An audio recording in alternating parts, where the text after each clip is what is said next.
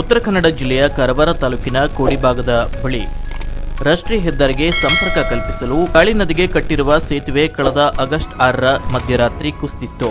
ಈ ವೇಳೆ ಕಾಳಿ ನದಿಗೆ ಬಿದ್ದಿದ್ದ ಲಾರಿಯನ್ನ ಸತತ ಕಾರ್ಯಾಚರಣೆಗಳ ಮೂಲಕ ರಕ್ಷಣಾ ಸಿಬ್ಬಂದಿಗಳು ಮೇಲಕ್ಕೆ ಎತ್ತಿದ್ದಾರೆ.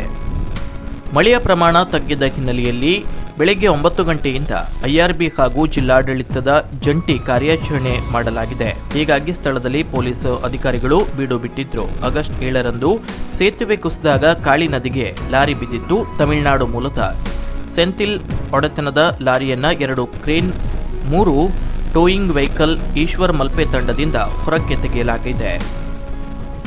ಆದರೆ ಲಾರಿ ಹೆಸ್ಕಾಂ ತಂತಿಯ ಮೇಲೆ ತೇಲ್ತಾ ಇತ್ತು. ತಂತಿ ಕಟ್ ಮಾಡಿದ್ದಲ್ಲಿ ಲಾರಿ ಇನ್ನೂ ಕೆಳಕ್ಕೆ ಹೋಗುವ ಆತಂಕವಿತ್ತು. ಆದರೆ ಯಲ್ಲಾಪುರದ ಸನ್ನಿ ಸಿದ್ದಿ ಎಂಬುವರು ಯಾವುದೇ ಸಾಧನ ಬಳಸದೆ ನೀರಿನಾಳಕ್ಕೆ ಹೋಗಿ ರೋಪ್ ಕಟ್ಟಿ ಬಂದಿದ್ರು. ಇದಾದ ನಂತರ ಈಶ್ವರ ಮಲ್ಪೆ ತಂಡದ 3 ರೋಪ್ ಕಟ್ಟಿ ಕೇಬಲ್ ತುಂಡರಿಸಿ ರೋಪನ್ನ ಟೋಯಿಂಗ್ ಮೂಲಕ ಇಳಿಸಿದ್ರು. ಸತತ ಪ್ರಯತ್ನ ನಡೆಸಿ ಸುಮಾರು 7.5 ಟನ್ ಹೆಚ್ಚು ತೂಕದ ಲಾರಿ ದಡಕ್ಕೆ ತಂದು ಯಶಸ್ವಿಯಾಗಿ ಕಾರ್ಯಾಚರಣೆ ನಡೆಸಿದ್ದಾರೆ. ಈ ಕಾರ್ಯಾಚರಣೆಯಲ್ಲಿ 50ಕ್ಕೂ ಹೆಚ್ಚು ಜನರು ಭಾಗಿಯಾಗಿದ್ರು.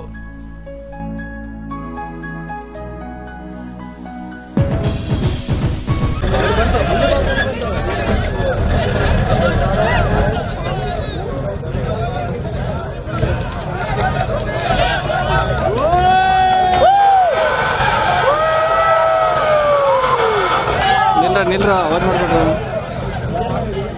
ಆವಾಜ್ ಮಾಡಬೇಡ್ರ.